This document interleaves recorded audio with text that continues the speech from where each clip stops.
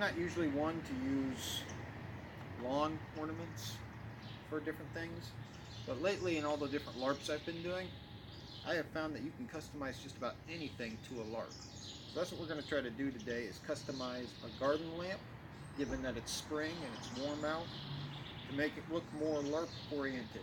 So we're going to try a steampunk garden lamp. I want to make sure these solar panels stay out in the sunlight, so we're just going to take the tops of these off and we're going to set them somewhere in the sunlight where it's going to collect up solar light. What it has is a battery in the back right here. That battery gets charged from this solar panel and then has an on-off switch. So once it's charged, you can turn it on and off, and this right here is the bulb that glows. All right, so we've taken the tops off. They're sitting over in the light. Now all we're going to do is take this apart, because this glass is actually something we want to keep clean the way it is, and it's actually just a little plastic cup. So we're going to take these out.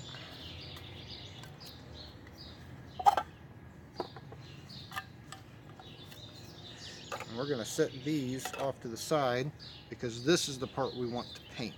Now this also comes apart right here, and then in the bottom it has its typical stake. You don't need the stakes, because if you intend to put those in the ground, nobody's going to see that part. These are the two pieces we're looking at.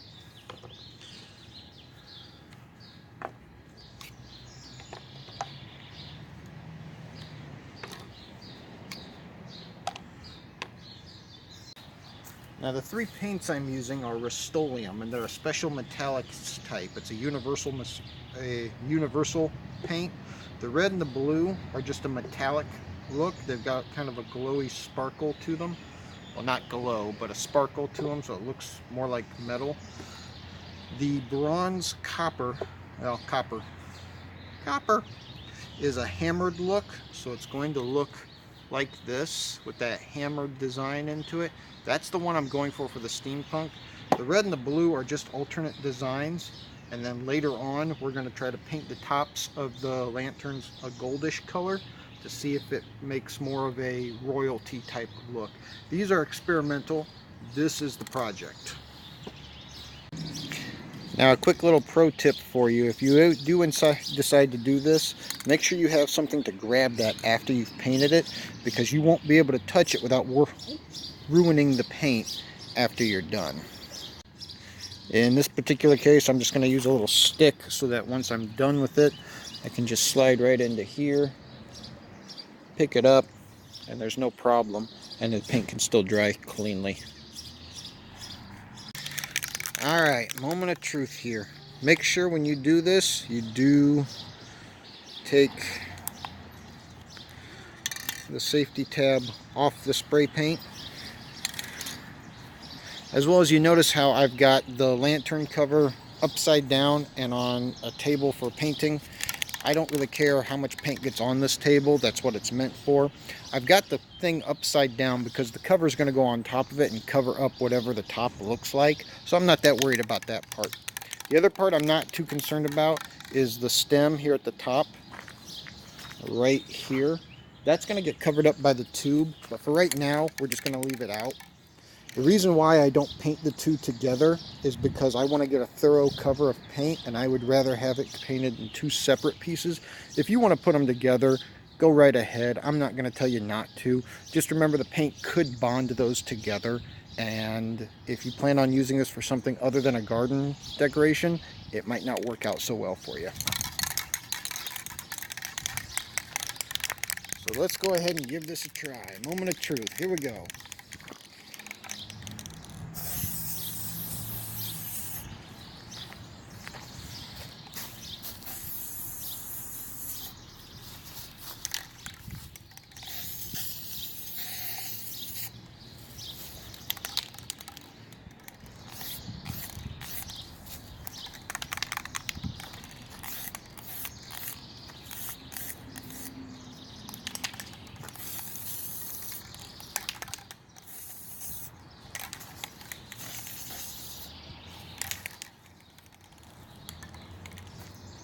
The reason why I like to use Rust-Oleum is it's good for wood, metal, plastic, and masonry. This is plastic, so it's perfect for it.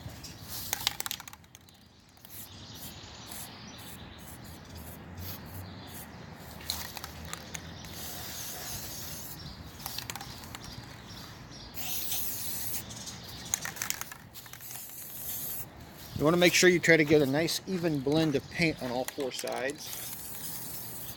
That way one side doesn't look more or less than something, well, something else.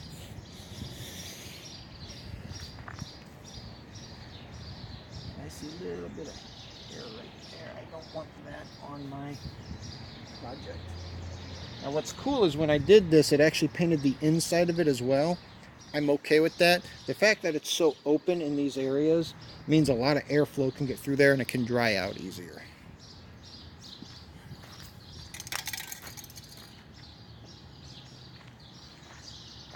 Now we're going to go ahead and take our little stick.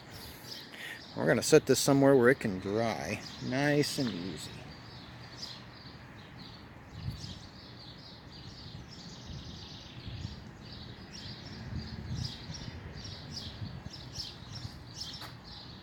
If you take a close enough look around here where all this copper was at, you can actually start to see some of the hammered effect on it.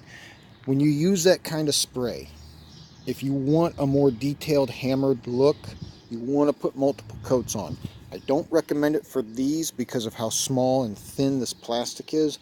There's no guarantee you're going to get that, but if you want to try it, go for it, more power to you, and I would be very interested to see what that looks like. So now we're going to move on to the red.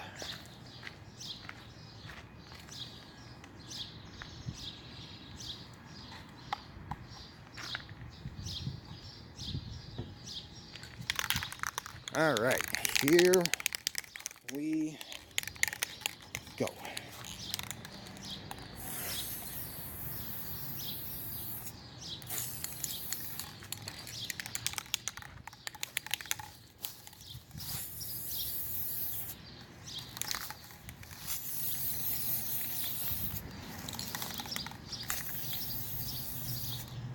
Wow, I really like how that's turning out.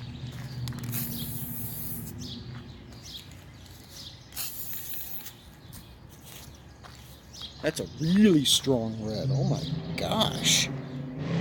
That's nice. For those of you who want to know, I am using the dark cherry red metallic paint and primer. You can find these at almost any local hardware store. If it has a paint department, if it sells Rust-Oleum, it probably has this. It has millions of different types of paint. They've got everything in there. I've seen glow-in-the-dark paint. I've seen paint that turns into a chalkboard. I've seen paint that turns into a dry erase board. How valid that is, I don't know. If you want to try it, go for it. And now, last but not least, our blue one. For this one, we're going to use the deep navy metallic blue. Same as the red, except blue. Alright, here we go. Let's see how much cooler this looks.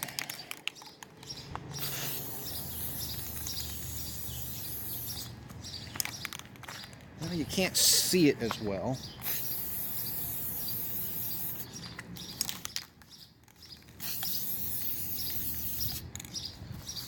Kind of comes off as more of a blackish color. I kind of see the blue in it.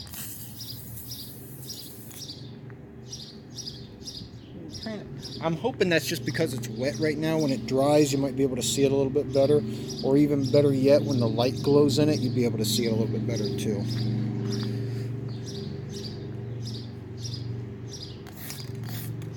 There we go.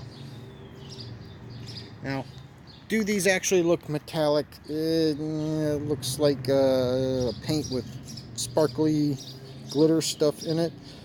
But for what we're doing, yeah, it looks pretty cool.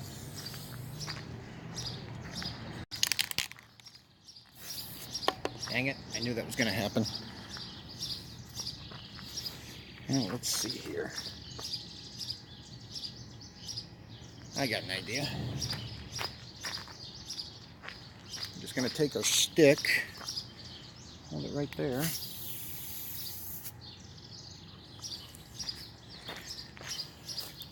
This way it can hold while we paint.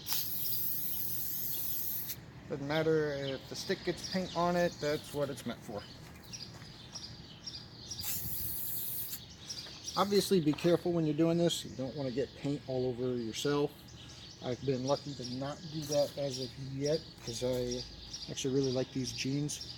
Now here's the big kicker. Once you're done with these tubes, you need a second stick to pick these up. You also need a way to be able to keep them from falling over while they're drying. So the best way I have found to do that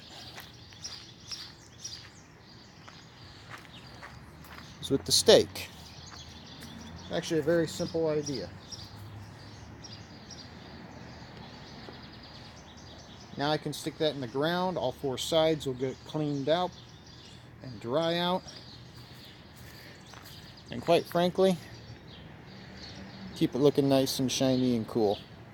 Now once you're done with this, once you're done doing all this, we're not finished quite yet.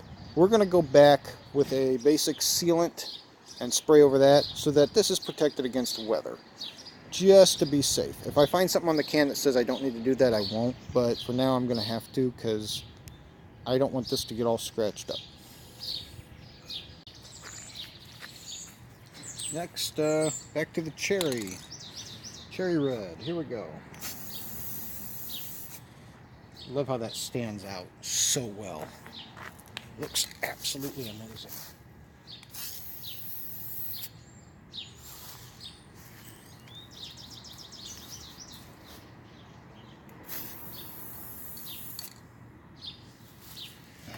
Kind of makes you wonder if somebody else that has a YouTube channel and does crafting could take a concept like this and capitalize on it a little bit, you know? I'm going to hit the back of this one more time.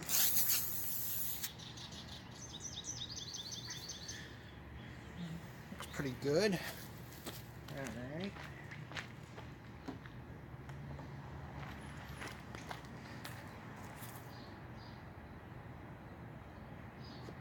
Stake it and set it.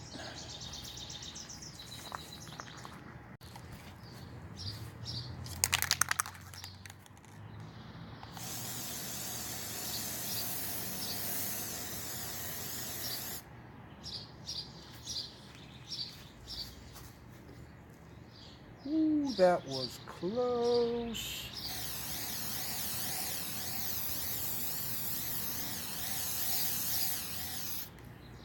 This is why we have the stick. Hit this side one more time here.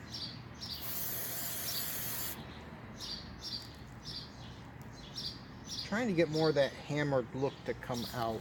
So I'm hitting it with a little bit more paint than usual, which I think is kind of working.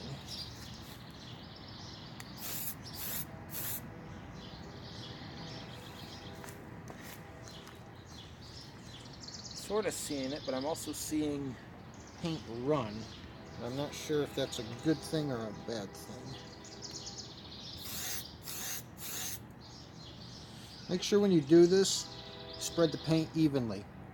If you build up on any one spot, you will see it and it will look bad.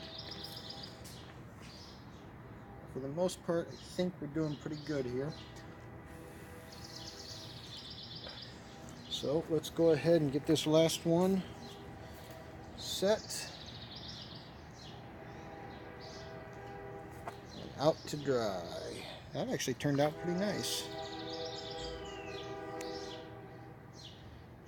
I may try to hit this side one more time. I don't know. So as you can see, we've got them drying pretty well.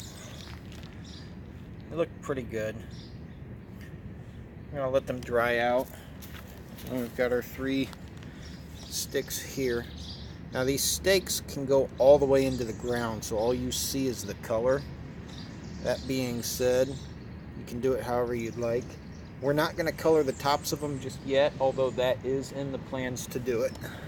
So to explain to you guys, to explain what I do plan on doing with these, since we've got the light in here and the battery and everything, I don't want to touch this inside part. I just want to worry about the outside. What I'm going to end up doing is putting painter's tape over this, taking a knife and cutting it right along the edges of the square here so that the painter's tape just covers the solar panel, and then I'll hit this with some paint as well. That way I can peel that off. Still has the solar panel, but this is all colored up. And here it is, finished product. Now you notice I have it outside. I'm not like sitting in front of the camera or anything. The reason for that is because that solar panel, that right there, needs to absorb as much sunlight as it can in order for that light inside to glow and charge up that battery. That's the only way I'm going to be able to make that work, so I'm leaving it outside. Don't forget, I still plan on doing this. Now in a future project video, I intend to make something else neat that's going to be a steampunkish type of look, and it's going to add to this a lot, as well as be interchangeable with something else as well. So there you have it. I'm going to try to catch something later on to see if it'll glow. Look for that in a future video and you'll get to see the full effect of it.